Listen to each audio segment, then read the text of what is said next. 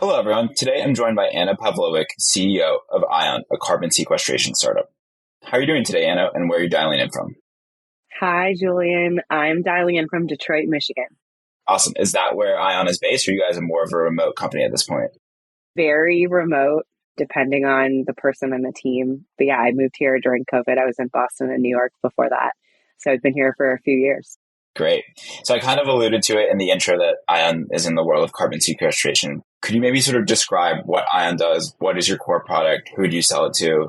And how you ultimately found your way there? Absolutely. So Ion's a climate company. We're focused on scaling this technology that's called enhanced rock weathering. We can shorten it to ERW, so you'll hear me say that sometimes. Right now, we focus on using this technology in agricultural land. To step back before I kind of describe exactly what it is, everyone asks me, how does the business work? And so I'll give you the very short, here's how the business and value exchange works overall. Enhanced rock weathering produces carbon removal, so removes carbon dioxide from the atmosphere. As you probably know and have done other episodes about, companies are interested in paying for this or purchasing to reduce their own emissions towards their variety of net zero claims, depending on what they do. So these companies pay us at Eion for support and deployment of making these carbon removals happen. On the opposite side of the spectrum, farmers are also our customers because we work with them to sell this product, which is a type of rock that I'll explain. And we help them use that in products in their farm that help with their soil health. But at the same time, this is removing carbon. Essentially, the value exchange is between some sort of carbon asset that we can attribute value to and the farmer side economics. And so we sort of help with everything in between that bucket. And I'll tell you a little bit more about rock weathering and what it actually is. So we're accelerating a natural process that exists already on Earth. Most people are amazed by this. I love it. I love the rocks. I'm a crazy rock lady. Many rocks have this natural, very slow interaction process with the atmosphere. And actually, it's part of the planet's climate mitigation strategy naturally. But we're talking geological timescale. So that's hundreds of thousands of years, millions of years that these rocks on the crust are interacting and removing carbon. The idea with enhanced rock weathering is, can you choose special types of rocks that are really good at removing carbon? And can you increase their surface area by making them into like a sand or like a really small particle size and remove carbon way faster? Then the idea is, what are the environments that we could deploy those kinds of rocks to remove carbon? And so what I love about this is it's kind of an engineered process because there's a bunch of engineering and industrial application to make it work, but it very much looks like a nature-based solution in terms of how you're deploying it and how it works with the earth. So it's like a really amazing solution. In terms of what farmers do with it, to be super tactical, so farmers today use a product that's called agricultural limestone. We refer to it in the ag industry as ag lime. And the way that you can think about it is that in your cropping system, there's an ideal range for how your pH should be in your soil to get everything ultimate benefit. And essentially, inside that range, all of your inputs that you use, which are very expensive and the majority of crop budget and farming, your specialty seeds, all of your crop protection, all of your chemistry, all of that only works well if you're within this target pH range. For farmers, managing this pH with limestone is a huge part of their process. Depending on the environment, some farmers do this up to every year. In other places, it's every 2 or 3 years. But it's something that is not avoidable. It is absolutely critical, and it makes it a big part of the crop budget. What we do is replace that ag lime with our special rock. For the farmer, in terms of what they're actually doing, it looks exactly like what they do today. So you're not asking them to do a bunch of new challenging stuff that's hard and operationally risky. But the benefit is that this actually removes carbon on the back end. And so what's really cool about that is, depending on the economics of where the farmer's located, we can actually provide them like a cost savings for how much they spend on ag lime. And in places where lime is really expensive, that can be extremely significant to their bottom line. And so for me, scaling these technologies, I did in the past, and I'll tell you later more about what I did and how I got here, but I worked on soil carbon, soil organic carbon. And one of the challenges with regenerative ag and conservation practices is that those practices are so critical. I could spend all day talking about how important they are, but they're extremely difficult to implement and they take a long time to pay off. And if you're asking farmers to make these massive changes over long periods of time that they're incurring huge risk, we're just going to scale too slowly to make a dent in our climate issues. So for me, fitting into the way these existing ag supply chains work is so critical to getting to huge scale, which we need. Awesome. That is a super helpful breakdown of it, because I feel like a lot of people hear carbon sequestration or all these things and don't really understand like what is actually happening. So that was like a super helpful breakdown for me, and I'm sure the audience as well.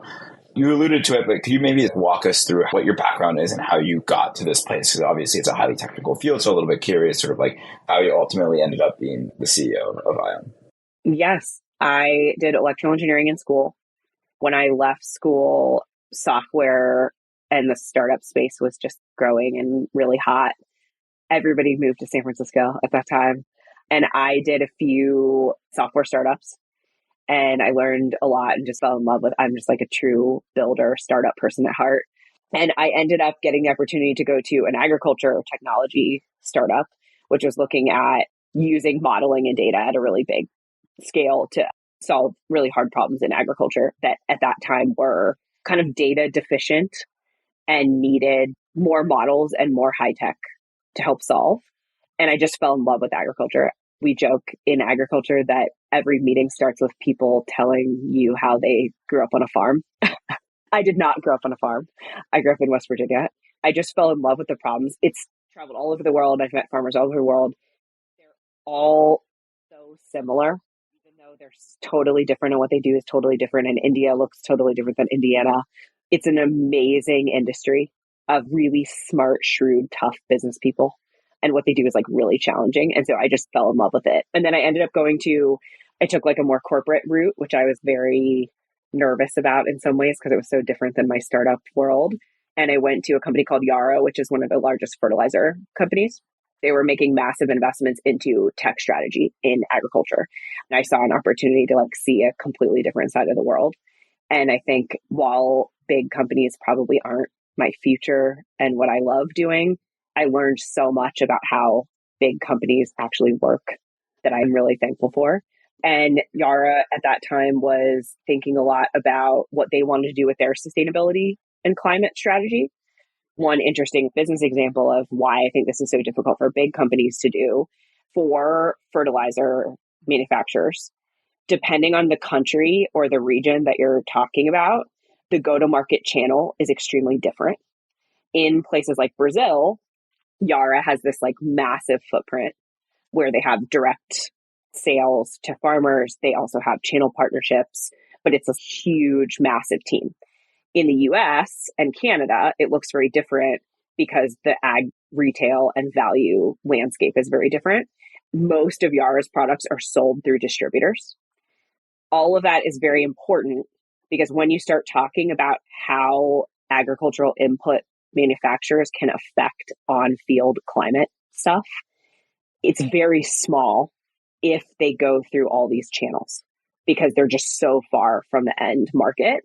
Yara was really interested in thinking about what they could do to invest in regenerative ag, conservation ag, and more on-field soil health, overall sustainability topics because it was so difficult to influence those in places that were far from manufacturing.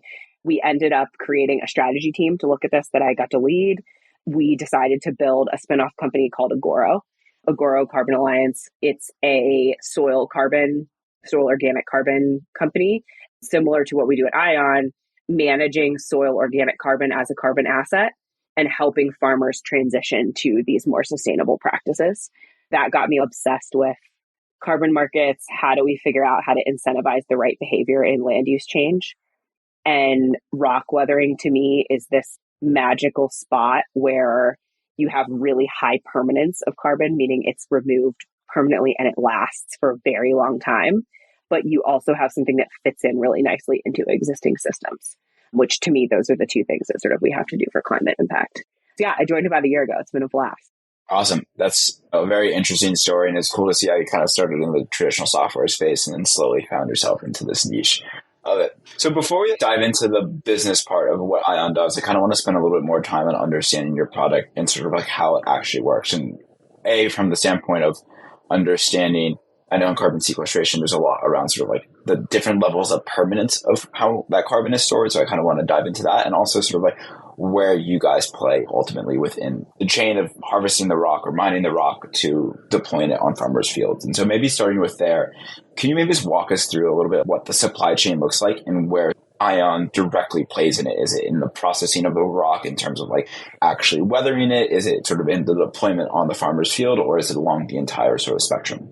Absolutely. So the way I like to think about this is that you have two really strong anchors on either side of the supply chain. One is the mining industry and one is the agriculture industry.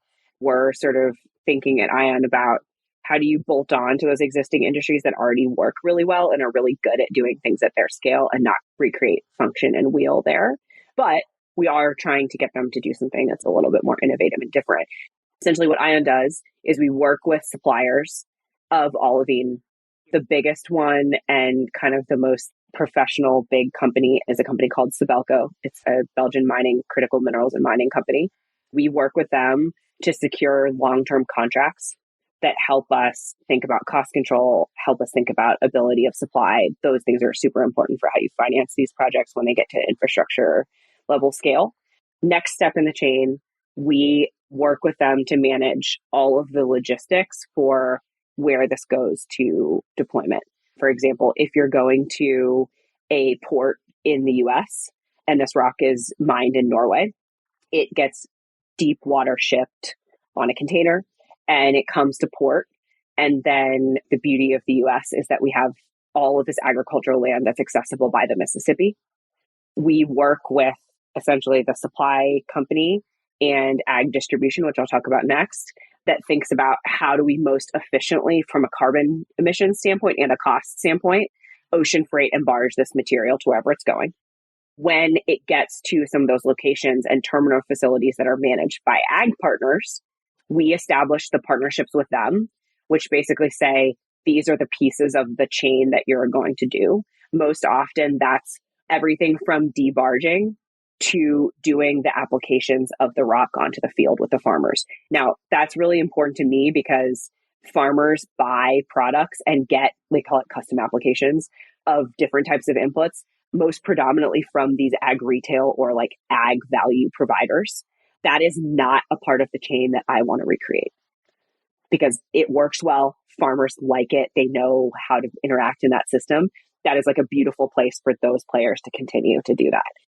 So you're effectively at that stage almost just a pure play replacement of the ag limestone that they would have in the past. So instead of buying a bag of ag limestone, they buy a bag of Eion ERW. Okay. Exactly. From that point on, what we help them do is how are you going to market and price this to farmers?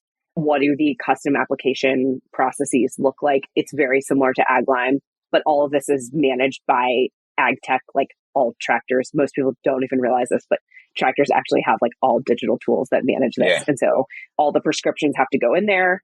So we help them kind of scale that to their agronomy teams and service teams so that they can deliver this out in the world. And then we help them manage in a pretty, I would say it's extremely novel and scientifically rigorous, but it fits into what existing ag does, which is a soil sampling plan.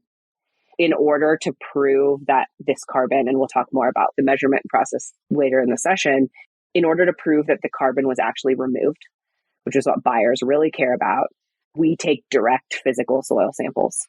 We work with these ag partners that they have the right protocol, all of the right plans in place to take soil samples when they do their annual soil sampling for the farmer. So it all looks very similar to the farmer, but they have like a special sampling plan that is what we develop as a company and what our IP is based on. And then we help manage all of that data that comes off the farm through this standards process that you mentioned. And so we'll talk about how these projects are registered and third-party audited, but we kind of take that all the way through the process with all those partners to deliver a carbon asset on the other end. Is the rock, once it arrives directly from the mine, has it already been processed to the level that it needs to be spread on the field? Or is there also like an intermediary stage that you guys are involved in with sort of the transformation? Great question. We worked a lot on developing the perfect particle size for this use case with the supply partners. I would say that's one of the things that, like, as this scales and there are more use cases, one of our trade secret IP elements will be around how do you understand the minerals better than anyone and figure out how to process them. Right now, the mineral suppliers process those for us. In the future, when you get to a certain scale, and if you're sourcing from many different suppliers, it could absolutely make sense for us to go farther upstream and have milling capacities in the US. But we don't yet today. And is there a particular reason, just from like a carbon standpoint, right? Is there a particular reason why you source most of the rock from Norway? I mean, is it just that there's this unique type of stone there that is really hard to get, or sort of walk us through that decision?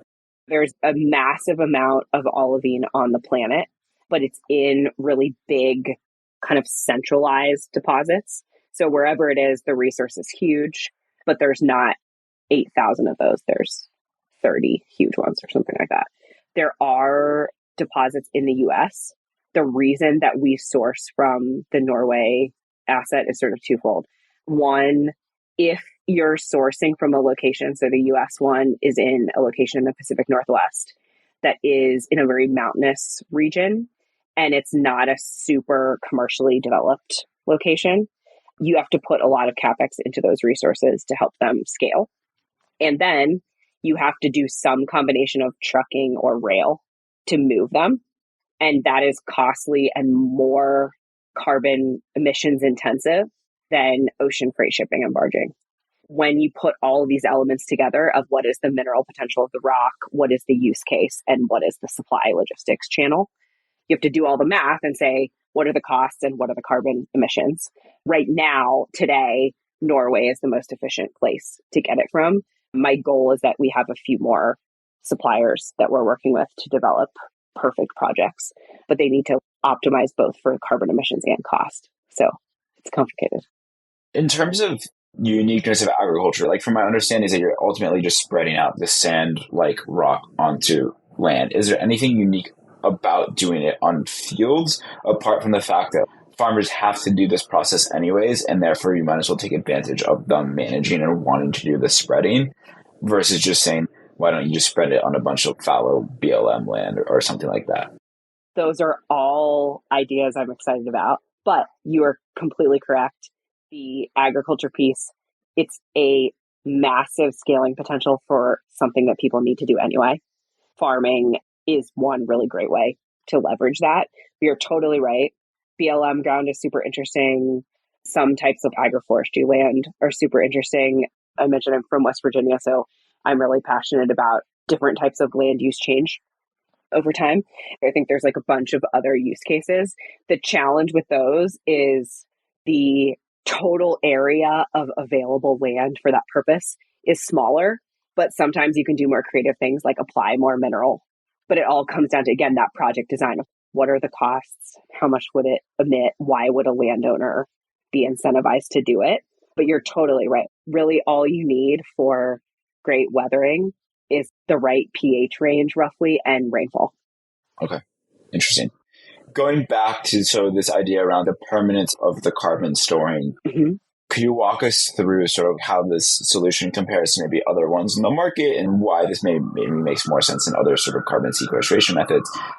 In my mind, if you're already breaking down this rock and exposing it to more sort of oxygen, it could then, in the future, I guess, completely decompose, which would then that release the carbon back into the atmosphere? Or is it already at its most broken down level, and so that's not necessarily like a risk?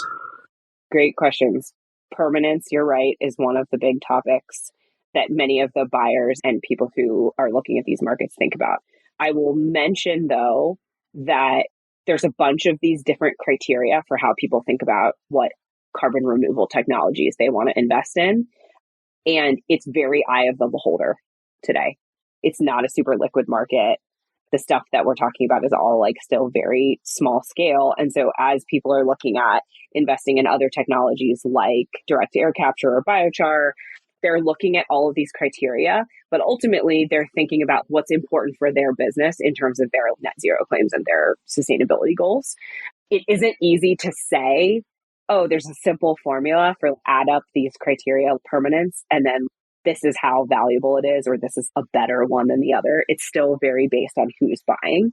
But roughly speaking, you can think about things like scalability. So a lot of people are thinking about, if I want this to get to a massive scale so that I can buy a massive amount of this carbon at a cheap price, how scalable is this technology going to be in my operating regions or whatever your company's focus is?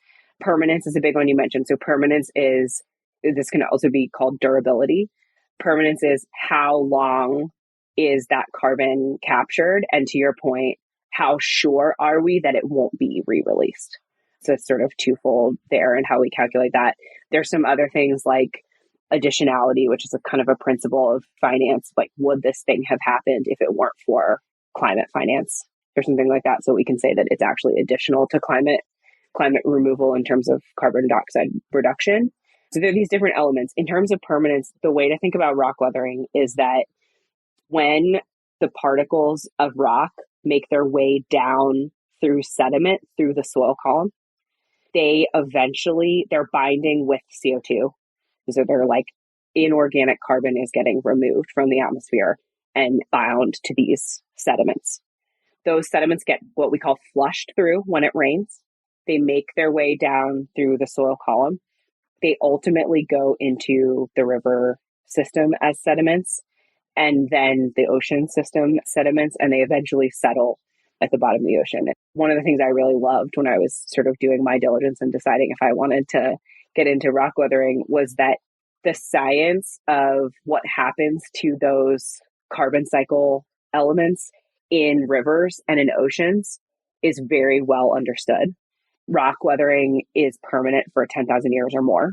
To give you examples of other types of technologies, one of the big cutoffs for buyers in terms of durable carbon is 1,000 years. So there's people who purchase carbon that's durable for less than that, and there's people who only purchase more than 1,000 years permanence.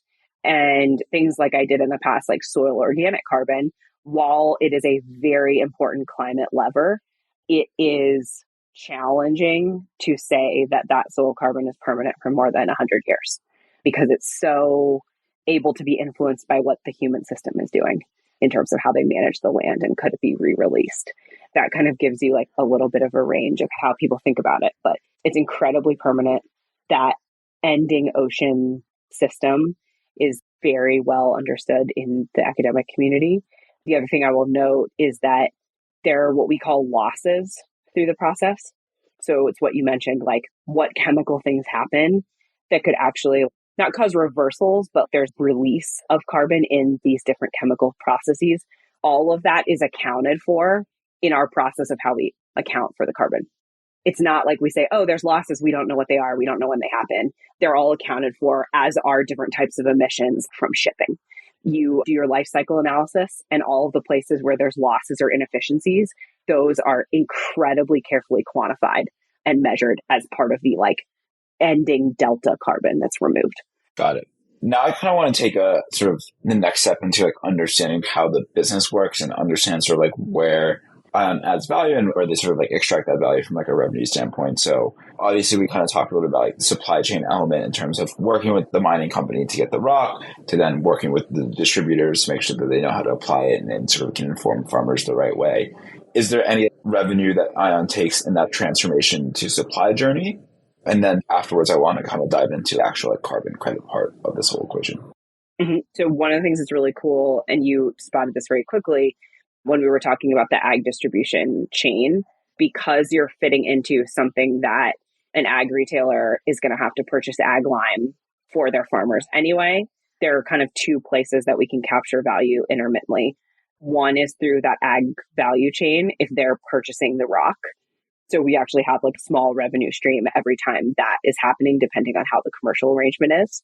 And then similarly, depending on how the exchange of money passes and flows hands, farmers also pay for some portion of this. It could be offered to them as a subsidized product. So they're paying less than they do today for ag lime. It could be marketed to them as a slightly value added product and they get a rebate. There's different ways to kind of structure this, but we are quite unique, I would say, in that there's intermittent revenue opportunities that come in and that are flexible depending on the geography and the setting. Most carbon removal contracts, like long-term offtake contracts today, are based on pay at delivery. Sure. You have this like long waiting period, can be, where capital and operations are being deployed and you don't have any revenue coming in. Do you guys take on any sort of like inventory risk, or in terms of like actual purchasing of the rock, is that just the distributors purchasing it directly from the mining company, or do you guys also sort of like put up capital to sort of make it available to go from Norway to the US? We do. Unlike if you compare to, they're both different, but if you compare to biochar or DAC, because you're building physical infrastructure, you have really large CapEx requirements. So we're sort of the opposite in that we don't have large CapEx requirements, but we have large working capital requirements. And so one of my goals is to make these projects more financeable through hybrid structures, as opposed to many of our companies in our space are funded through venture today. Yeah. But the idea is like, yeah, you ideally are operating in a place where there is some sort of project finance vehicle, and everything in the working capital that's happening for the project is managed there as some sort of hybrid debt facility. Also, what's like the application replacement cycle or cycle look like? Is it something that a farmer has to do every year, or they do it every 3 years and in between they deploy limestone? It's typically several years. It can be every year depending on the environment that you're in and what you're growing. But I would say if you took like an average of every crop, every region, it's 2 to 3 years. And then you don't lime in between. So this would be exactly the same. So it would be like farmers would likely do it every other year, every 3 years. Got it. Okay. Now moving to the other revenue streams, sort of on the flip end of generating the carbon credits. I assume, does it anybody who's interested in a carbon credit go for this, or do you sort of like market it to a different company just because you're in the agricultural space? So it's more food producers or processors or anything along those lines that this tends to be marketed towards? Yeah, I would say the way I would characterize this is, one, back to the permanence durability topic of not everyone today is as concerned with purchasing permanent durable credits. It depends a lot on what your business and your net zero plans look like, what countries you operate in, and what the regulations are, their compliance markets that you're trading on. So there's these sort of things that would impact that. We definitely look to the people who are buying permanent durable carbon, of which there are today only like a handful of options for pathways to purchase from. Microsoft is the biggest buyer of carbon today. They buy both durable and nature-based solutions or lower durability stuff as well, but they're a very stringent, knowledgeable buyer, and they've done a lot to influence and grow the space. So we just announced a purchase with Microsoft last week or week before last, which is super exciting. So they're like an example of a great market leader. There's also organizations like Stripe. We're really early in developing these climate funds, and they have a pre-purchase program which purchases investments in early stage carbon removal technologies. But it's definitely people who are more aligned with this highly durable, because if you just need to buy credits and you don't have these durability criteria, there are lots of cheaper ways to do this. And so it just depends a lot on the company. But the second thing you mentioned about alignment with agriculture is super important, both for companies that are buying what we call offtake or long-term carbon purchases, and companies that are trying to do what we call insetting, which is reducing emissions inside their own supply chain. Both of those criteria, if those companies have overlap into some type of rural land use or agriculture, they're excited about rock weathering because it's much more aligned with their typical business. So for insetting, the way it works is that those companies would have agriculture in their supply chain somewhere.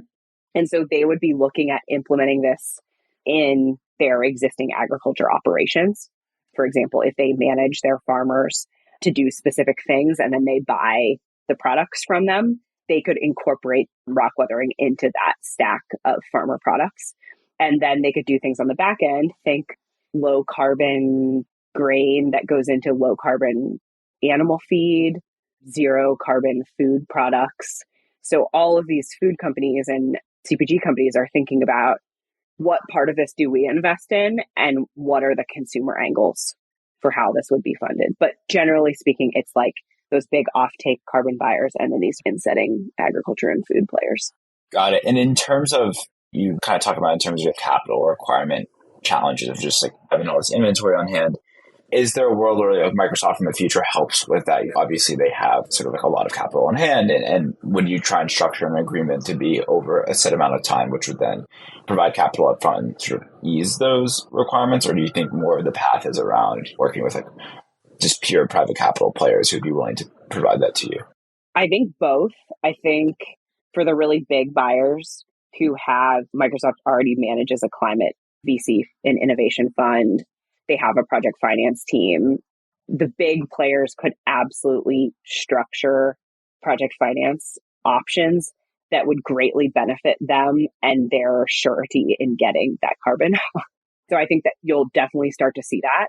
But I also think there's an immense amount of room for new creative development, these hybrid structures that look more like early stage renewables financing and move towards more infrastructure financing. So I think it'll be a mixture of both. But yeah, you're exactly right. The idea is come up with a long-term contract that's bankable and find ways to raise off-balance sheet financing to deliver. That is the ultimate goal. Super interesting. I kind of want to now pivot towards looking sort of like more into the future and sort of, we kind of alluded to it a couple of times in terms of opportunities for expansion, in terms of accessing different types of land, or I guess I assume just like reach out to more farmers. I mean, like what do your sort of plans for growth look like? Is it just like at this point working with more distributors to get on more farmland and kind of growing that capital you guys have to deploy? Or are there other revenue and product streams that you're looking at right now? First of all, I would say the most simple and close to us in time is increased demand and more contracts, permanent carbon removal mean that we're able to get to greater scale. Us getting to greater scale means lowering our unit costs and also proving out to get lower cost of capital. So there's this kind of flywheel that we're starting. In terms of the near-term expansion, it's exactly what you said, more partners that can do this in different geographies and land use types. So we could see real value in a type of project that's a little bit different than agriculture. What customers and partners do we need to be able to make that into a reality in terms of scaling? And then I would say longer term, there's these questions of things like, could you license the measurement technologies? Many of us in the industry have been talking about this, and there's people who already want support in how they measure their rock weathering project that they want to do. So I think that's a potential that we've looked into a lot. But I also think other ag use cases and or land use cases. So are there creative things you can do with the mineral to create new value added products that would fit into existing industries and also remove carbon? So those are sort of like the nearer term things.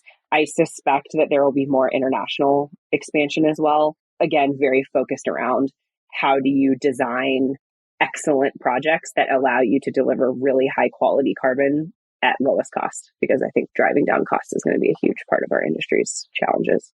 And now the last question that I have for you, and sort of given that we are an MBA podcast, is asking you a bit about career advice. And if an MBA wants to get involved in sort of the carbon sequestration place or other places within climate, but don't necessarily have the science background, what pieces of advice do you have for them? Cheat alert. I asked my chief of staff, Shreya, who is a Wharton MBA, to help me think about this question. And what we talked about were sort of two things. Climate tech needs really scrappy, energetic, smart, get in and do creativity, financing stuff we talked a lot about today that's so important. There's technical components that are outside of science, more software and data side. But generally, I think people who can come in and figure out how to scale and learn how to build these businesses in sectors that are not very well understood and the rules aren't very defined is super important. And then this climate finance innovation piece. So I think there's lots of people who are super sharp in the finance space, would love to think about like, how do we come up with new products that serve these markets? Because it's a huge gap right now. We have to decarbonize the planet, but we don't have all of the systems in place that we need to support those technologies. Those are the two that I would see. In terms of carbon removal specifically, it's still very early days fun. We're writing the rules, we're developing a market. That is scary for some people, especially people who worked at big companies only, but it's a lot of fun. And I think for people who are excited about doing something that isn't totally clear and already established in a big industry, it's like a really fun direction to go. I definitely think reaching out to a lot of people ask me, like, it's so different. Like you said, you started in regular SaaS stuff and then you really shifted over time to focus on this climate stuff. How did you do that? I have to be honest, it wasn't like I had 10 years planned out and I knew exactly what to do. It takes time to figure out your direction. But I think there's a lot of really great resources. Like you guys telling these stories on your podcast is a great example of a way that your listeners hear about people like me who are doing stuff that they want to get connected to. There's also a lot of really awesome newsletters and things you can find online to subscribe to that they just give you. Even for me, I'm in the industry. Like every day I read about a new technology I haven't heard of yet that's happening in this space. Talk to everyone you can find to get ideas about what podcasts do they listen to? What newsletters do they read? What are the important things to get involved in? There's tons of room. And I'm an engineer by training, but I'm not a geochemist. I'm not a geologist. There's plenty of room for generalists like us in this place. Amazing. That is, I think, a great note to end on, and hopefully will inspire a new generation of people to join the climate industry. But thank you so much again for your time today. And I absolutely love this podcast. I had so many more questions that I wanted to ask, but we're already at time. So thank you so much for joining me today. Thanks for having me.